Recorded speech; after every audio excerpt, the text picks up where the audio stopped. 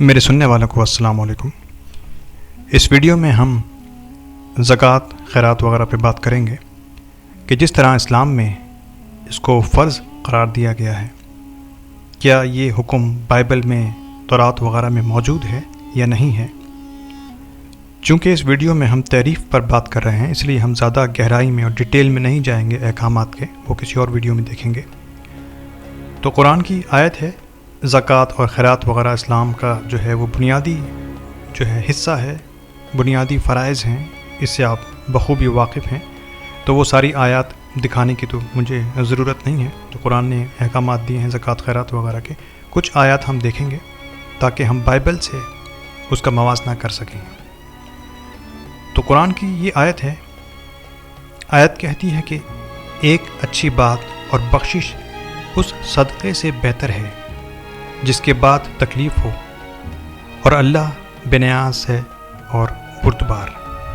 تو آپ یہاں پہ دیکھ سکتے ہیں کہ ایک اچھی بات بھی صدقہ اور خیرات بن جاتی ہے۔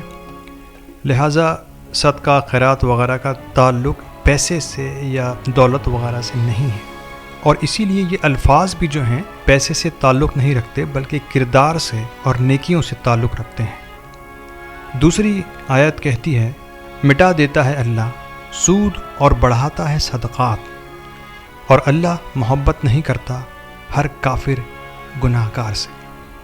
تو یہاں پہ ربا یعنی سود اور صدقہ جو ہے ان دونوں کا ذکر ہے، یعنی سود کا جو الٹ عمل ہے وہ صدقہ ہے۔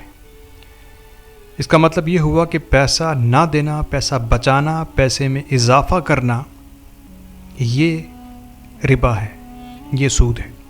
اور اسی لیے ربا کے معنی بھی یہی ہیں، یعنی اضافہ کرنا اپنی طاقت میں، قوت میں، پیسے میں، چیزوں میں، اسے ربا کہتے ہیں۔ ویسے ربا کا بھی ڈائریکٹ تعلق پیسے سے نہیں ہے، جس طرح صدقے کا تعلق پیسے سے نہیں ہے۔ تو یہ جیسے ربا کا لفظ ہے، یہ جن معنوں میں عربی میں استعمال ہو رہا ہے انہی معنوں میں یہ ہبریو میں بھی استعمال ہو رہا ہے، اور بائبل میں بھی یہ اسی سینس کے ساتھ کہ چیزوں کو اضافہ کرنا، قوت کا یا چیزوں کا یا پیسے کا بڑھانا، یہ ربا ہے۔ صدقات کے معنی بھی وہی ہیں، یعنی کہ صدق یہ لفظ سچائی سے نکلا ہے، پیسے سے اس کا کوئی تعلق نہیں ہے، مال و دولت سے۔ یہ صدق یعنی کہ آپ کی کردار کی جو سچائی ہے وہ آپ کے عمل سے ظاہر ہوگی، کہ آپ اپنے پاس چیزیں جمع نہ کریں بلکہ وہ اللہ کے نام پہ، یعنی لوگوں کو بانٹ دیں، دنیا نہ بنائیں بلکہ آخرت بنائیں۔ یہ ہے ایکچولی لفظ صدقہ کے میننگ۔ اور یہ انٹرسٹنگ ہے، یہ میں آپ کو ویکیپیڈیا کا پیج دکھا رہا ہوں، اس کی ٹرانسلیشن بھی میں نے اردو میں کر لی ہے، ایک لائن کی جو کہ امپورٹنٹ تھا، کہ لفظ صدقہ جو ہے یہ عرب نے اڈاپٹ کیا، یا عرب کے پاس آیا۔ صدقہ کا مطلب مال و دولت تو نہیں تھا، اور یہی یہودیوں کے پاس کانسیپٹ ہے۔ آپ دیکھ سکتے ہیں کہ جو لفظ لکھا ہے صدقہ، یہ ایکچولی اسپیلنگ ہے اس کی صاد دال قاف ہے عبرانی کے اندر، اور سیم اسپیلنگ جو ہے وہ عربی میں ہے۔ اور جو کانسیپٹ یہودیوں کے پاس صدقے کا تھا یا ہے، وہی کانسیپٹ عرب نے اڈاپٹ کیا ہے، اور اس کو انہوں نے خیرات سے، مدد سے، مال و دولت سے جوڑ دیا ہے، جس طرح یہودیوں نے اس کو ایکسپلین کیا تھا۔ تو یہ پہلی لائن آپ دیکھ سکتے ہیں اس کی، صدقہ عبرانی اس کی جو ہے صاد دال قاف ہے، ایک عبرانی لفظ ہے جس کا مطلب ہے صداقت، اور آپ دیکھ سکتے ہیں عربی میں بھی یہی ہے، قرآن کے اندر بھی یہی ہے صدقہ، یہی کانسیپٹ ہے، یہی سینس ہے جو تورات کے اندر استعمال ہو رہا ہے صدقہ کا، لیکن عام طور پر صدقہ کے لیے استعمال ہوتا ہے، یعنی کہ یہ صداقت سے تعلق ہے، لیکن صدقہ یعنی خیرات کے لیے، چیریٹی کے لیے یہ استعمال کیا جاتا ہے، جبکہ اس کا اصل مفہوم جو ہے وہ چیریٹی نہیں ہے، نہ ہی یہودیت میں اور نہ ہی یہاں عرب میں۔ خیرات کا یہ تصور خیرات کی جدید مغربی سمجھ سے مختلف ہے، ٹھیک ہے، یہ باقی باتیں ڈیفرنٹ ہیں۔ تو یہ دکھانے کا مطلب کہ یہودیوں کے پاس یہی لفظ موجود ہے جو کہ تورات میں صدقہ کے حوالے سے آیا ہے۔ چونکہ ہم تعریف کی بات کر رہے ہیں، لہٰذا آپ دیکھ سکتے ہیں کہ یہاں پہ وہی لفظ تورات کے اندر استعمال کیا جا رہا ہے جو آخری امت کے لوگ کر رہے ہیں، اور جو قرآن نے حکم دیا ہے تورات میں وہ اس کے عین مطابق ہے اور موجود ہے۔ یہ آیت ہے تورات کی پہلی کتاب پیدائش۔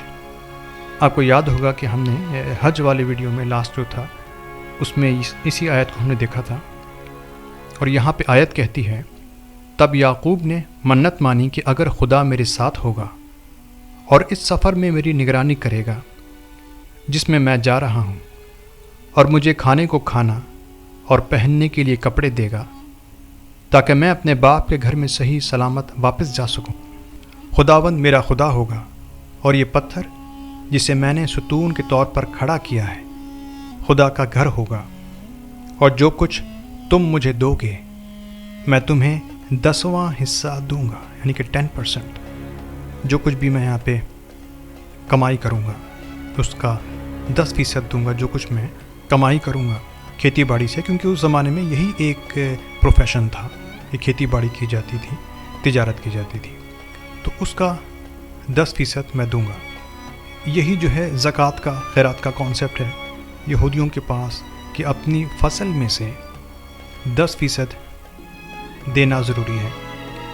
دوسری آیت ہے جب تم اپنی زمین کی فصل کاٹو تو اپنے کھیت کے کناروں تک نہ کاٹو اور نہ ہی اپنی فصل کی کٹائی جمع کرو۔ اپنے انگور کے باغ میں دوسری بار مت جایا کرو، گرے ہوئے انگوروں کو نہ اٹھاؤ، انہیں غریبوں اور پردیسیوں کے لیے چھوڑ دو، میں رب تمہارا خدا ہوں۔ تو آپ دیکھ سکتے ہیں کتنی اچھے انداز میں یہاں پہ صدقے اور خیرات کی بات اللہ تعالیٰ نے کی ہے کہ اپنی زمین میں کھیت چھوڑ دو کچھ حصہ، تاکہ کسی کو ضرورت ہو تو وہاں سے آ کے وہ لے جائے، اور یہاں تک کہ وہ جو پھل گر چکے ہیں انہیں بھی نہ اٹھاؤ اور انہیں دوسروں کے لیے چھوڑ دو۔ اگلی آیت کہتی ہے، اور یہ بھی تورات ہے، ریوڑ اور ریوڑ کا ہر 10واں حصہ، یعنی کہ جانور جو آپ پالتے ہیں مویشی وغیرہ، ہر 10واں جانور جو چرواہے کی چھڑی کے نیچے سے گزرتا ہے خداوند کے لیے مقدس ہوگا۔ 10%۔ نہ صرف کھیتی باڑی بلکہ جو مویشی پالتے ہیں ان میں بھی 10% جو ہے وہ زکوٰۃ یا خیرات ہے۔ اگلی آیت یہ بھی جو ہے تورات ہے، کیونکہ یہ احکامات موسیٰ علیہ السلام نے دیے تھے شریعت کے، لہٰذا یہ سارے آپ کو جو ہے تورات کے اندر ہی ملیں گے، جو کہ 5 کتابیں ہیں، ان میں سے آپ کو یہ تمام احکامات جو اسلام میں بھی نافذ ہیں وہ مل جائیں گے۔ آیت کہتی ہے جب تم تیسرے سال یعنی 10ویں سال اپنی تمام پیداوار کا 10واں حصہ الگ کر دو تو اسے لاویوں، پردیسیوں، یتیموں اور بیواؤں کو دینا، تاکہ وہ تمہارے شہروں میں کھائیں اور سیر ہوں۔ آپ دیکھ سکتے ہیں کہ یہود و نصارہ کے پاس 10% کا حکم ہے۔ عیسیٰ نے بھی بار بار 10% زکوٰۃ و خیرات کی بات کی، کم از کم جو کہ 10% ہے، باقی تو آپ اللہ کے نام پہ سب کچھ دے دیں، یہ الگ ایک جو ہے آپ کا تزکیہ نفس یا صدقات ہیں۔ تو یہود و نصارہ میں 10% کا حکم ہے، اور یہی اسلام میں بھی موجود ہے۔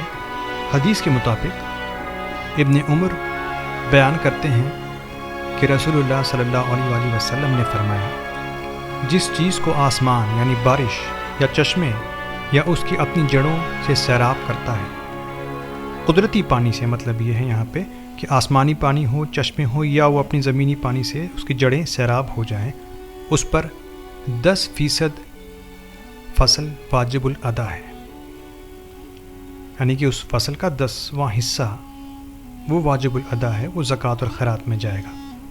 اور جو کنویں یا ندی سے پانی پلایا جائے، یعنی خریدا ہوا پانی، وہ قدرتی پانی نہیں ہے بلکہ وہ خریدا جائے گا کسی پانی والے سے، تو اس پر فصل کا 5% واجب الادا ہے۔ یہ 10% کا جو قانون ہے وہ تورات کے عین مطابق ہے اور انجیل کے عین مطابق ہے، ان میں کوئی تبدیلی نہیں ہوئی ہے، اور یہ حدیث ان آیات کی تشریح ہے جو کہ تورات کے بھی آپ نے دیکھی ہے۔ تو پھر یہاں پہ تحریف کا سوال کیسے پیدا ہو رہا ہے؟ مجھے یہ حیرت ہے کہ کس طرح ملاؤں نے اس بات کو جو ہے وہ برقرار رکھا ہوا ہے کہ یہ پچھلی کتابیں جو ہیں وہ تحریف شدہ ہیں۔ کون سا میٹر ہے جس کے بارے میں یہ کہہ رہے ہیں کہ وہ تحریف شدہ ہے؟ آپ نے بھی سنا ہوگا کہ بائبل تحریف شدہ ہے، یعنی کہ اس میں چیزوں میں رد و بدل کر دیا گیا ہے، آیات میں رد و بدل کر دیا گیا ہے، تو وہ کون سی آیات ہیں جس میں رد و بدل کر دیا گیا ہے؟ کیا وہ آپ کے ذہن میں ہیں؟ یا کیا وہ آیات ملاؤں نے کبھی آخری امت کے سامنے رکھی ہے کہ یہ وہ میٹر ہے، یہ وہ آیات ہیں، اور پھر اس کی تصدیق کی ہو کہ دیکھیے کس طرح سے یہ تحریف ہو چکی ہے ان میٹرز میں، ان آیات میں؟ انہوں نے کبھی ایسا نہیں کیا۔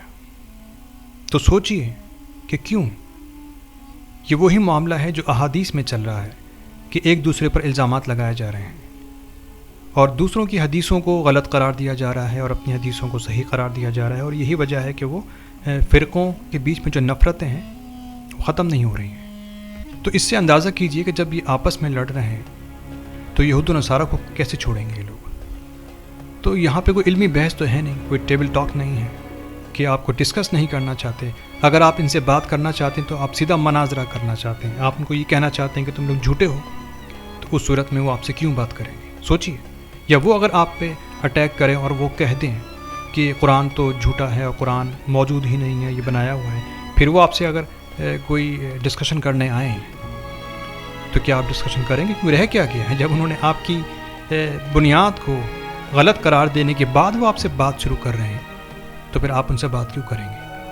اور یہی معاملہ تو ان کے ساتھ ہے کہ آپ نے جب یہ کہہ دیا کہ زبور اور تورات اٹھا لی گئی ہیں، دنیا میں موجود ہی نہیں ہیں، اور پھر آپ جا کے ان کو اسلام کی تصدیق کروانے جا رہے ہیں کہ اسلام سچا مذہب ہے، تو تصدیق کے لیے آپ کے پاس کیا دلیل ہے جس کو وہ بھی مانتے ہوں؟ پھر اگر آپ کہیں کہ ہم ان کی کتابیں ان کو دکھا رہے ہیں تو پھر اس کا مطلب ہے کہ وہ کتابیں موجود ہیں جو آپ ان کو دکھا رہے ہیں۔ یہی وہ کردار کی خرابیاں ہیں جو اصل میں آپ کا صدقہ، خیرات، زکوٰۃ کو تباہ و برباد کر دیتی ہیں۔ آپ کو لگتا ہے کہ ایسے لوگ، ایسے ملا، ایسے ظالم لوگ، اور بھی دنیا میں جو پولیٹیشینز بھی ہیں، جو مسلمان اپنے آپ کو کہہ رہے ہیں یا مذہبی اپنے آپ کو کہہ رہے ہیں، چاہے وہ یہود میں ہو چاہے وہ نصارہ میں ہو، اگر وہ کوئی صدقہ دیتے ہیں تو کیا ان کے اندر صدق ہے جو ان کا صدقہ قبول کیا جائے؟ اگر وہ زکوٰۃ دیتے ہیں تو کیا ان کے اندر تزکیہ ہے جو ان کی زکوٰۃ قبول کی جائے؟ صدقہ وہ دے سکتا ہے جس کے اندر صدق ہو۔ اسی لیے عبادات کو بناوٹی طور پہ کرنا یا دکھانا یہ بھی گناہ ہے، وہ عبادت نیکی میں کاؤنٹ نہیں ہوتی، اس پہ عذاب ہے۔ تو یہی معاملہ صدقہ اور خیرات کے ساتھ ہے کہ جس کے اندر صدق ہے اس کا صدقہ قبول کیا جائے، جس میں تزکیہ ہے اور اپنے روح اور نفس کی پاکی کے لیے وہ کچھ دیتا ہے، خرچ کرتا ہے، تو اس کی زکوٰۃ قبول کی جائے گی۔ یہ ہے کانسیپٹ جو کہ ملاؤں نے برباد کر دیا ہے۔ ان کے حساب سے آپ چاہے جتنے بھی گندے ہوں، پولیٹیشینس ہوں، آپ ریپسٹ ہوں، آپ کرپٹ ہوں، آپ نے جو کچھ بھی کیا، آپ نے لاکھوں لوگوں کو مارا ہے، قتل کیا ہے یا ان کا مال کھایا ہے، اگر آپ کوئی زکوٰۃ دیتے ہیں تو وہ ایکسیپٹ کی جا رہی ہے، آپ جو خیرات دیتے ہیں تو وہ بھی ایکسیپٹ کی جا رہی ہے۔ کیا یہ لاجیکل ہے؟ کیا یہ اسلام کی روح کے مطابق ہے؟ یہ ساری باتیں سوچنے کے لیے ہیں، اور اسی لیے عیسیٰ نے ان ملاؤں کو بہت زیادہ باتیں سنائی ہیں۔ عیسیٰ نے جن یہود علماء کو سنایا ہے ان کے طور طریقے بالکل ملاؤں کے عین مطابق ہیں، ان کے کام بھی وہی ہیں، ان کا اسٹیٹس بھی وہی ہے۔ تو آپ دیکھیے کہ عیسیٰ علیہ السلام انجیل میں کیا کہتے ہیں۔ وہ کہتے ہیں کہ افسوس تم پر فقیہ ہو، یعنی جو مذہب کے لکھنے والے ہوتے ہیں، اور فریسیوں اور منافقوں۔ یہ منافق کہتے تھے عیسیٰ علیہ السلام ان ملاؤں کو جو یہودیت میں بڑے بنے بیٹھے تھے۔ وہ کہتے ہیں اپنے لیے پودینہ اور دال اور زیرہ کا 10واں حصہ ہے، اور تم نے قانون کے اہم ترین معاملات یعنی انصاف، رحم اور وفاداری کو نظر انداز کر دیا ہے۔ یہ تمہیں دوسروں کو نظر انداز کیے بغیر کرنا چاہیے تھا، یعنی کہ یہ کام جو تم کر رہے ہو کہ تم 10% پہ تو بڑا زور دے رہے ہو اور وہ حصہ بھی رکھ رہے ہو تم، لیکن انصاف پسندی، رحم، وفاداری، صدق، اس کا تمہیں کوئی خیال نہیں ہے۔ دوسری جگہ وہ کہتے ہیں یسوع نے اوپر دیکھا اور امیروں کو اپنے تحفے ہدیہ کے صندوق میں ڈالتے ہوئے دیکھا، جو کہ وہاں پہ ٹیمپل تھا اور اس میں لوگ چیریٹی ڈالتے ہیں، جیسے پاکستان میں بھی ہے، مسجدوں میں ڈالتے ہیں یا درگاہوں پہ ڈالتے ہیں، اور ایک غریب بیوہ کو تانبے کے 2 چھوٹے سکے ڈالتے ہوئے دیکھا، اور اس نے کہا، یعنی کہ یسوع نے کہا، میں تم سے سچ کہتا ہوں کہ اس غریب بیوہ نے ان سب سے زیادہ رقم ڈالی ہے، کیونکہ ان سب نے اپنی فراوانی سے حصہ ڈالا، لیکن اس نے اپنی غربت سے وہ سب کچھ ڈال دیا جس پر اسے زندہ رہنا تھا۔ اس بات سے آپ کو اندازہ ہونا چاہیے کہ جو ہمارے یہاں بھی دکھاوے کی نیکیاں کی جا رہی ہیں، سوشل میڈیا پہ آ کے دکھایا جا رہا ہے، تصویریں باقاعدہ لی جاتی ہیں، کیا اس میں کوئی صدق ہے؟ کیا اس نیکی کا اجر مل رہا ہے؟ تو یہ نہ کہیے گا کہ یہ تو اللہ جانتا ہے، ٹھیک ہے، کیونکہ یہ قوانین جو ہیں یہ آسمانی کتابیں بتا رہی ہیں کہ ایسی چیز قبول نہیں کی جائے گی جس میں صدق نہ ہو، جس میں تزکیہ نہ ہو، وہ نیکی تو ضائع جائے گی۔ جو نیکی آپ دکھاوے کے لیے کر رہے ہیں وہ کسی صورت میں قبول نہیں کی جائے گی۔ وہ الگ بات ہے کہ دوسری کوئی نیکی قبول کر لی جائے، تو یہ کہنا کہ انسان دوزخ میں جائے گا یہ ایک ڈفرینٹ بات ہے، وہ کسی اور نیکی سے جنت میں جا سکتا ہے، لیکن جو نیکی وہ دکھاوے کے لیے کر رہا ہے، جو نیکی وہ جھوٹ کے بنیاد پر کر رہا ہے، لالچ کی بنیاد پہ کر رہا ہے یا شہرت حاصل کرنے کے لیے کر رہا ہے، وہ تو نیکی ڈوب گئی اس کی، یہ تو پکی جو ہے گارنٹی ہے کہ وہ نیکی اس کی ڈوب گئی ہے۔ آگے عیسیٰ پھر کہتے ہیں، یسوع نے اس سے کہا، اگر تم کامل ہونا چاہتے ہو تو جاؤ، جو کچھ تمہارے پاس ہے بیچ دو اور غریبوں کو دے دو، اور تمہیں جنت میں خزانہ ملے گا، اور آؤ میرے پیچھے چلو۔ یہاں پہ صدقہ اور خیرات کے کانسیپٹ ختم ہو جاتا ہے، نہ 10%، نہ 2.5%، نہ 50%، بلکہ 100% اللہ کے لیے ہی ہے اور اللہ کے لوگوں کے لیے ہے۔ یہ ہے اصل دین جو کہ شریعت سے اوپر ہے۔ لوگ اس بات کو نہیں سمجھے کہ جو نظام ہے اسلام کا وہ 2 درجوں پہ مشتمل ہے۔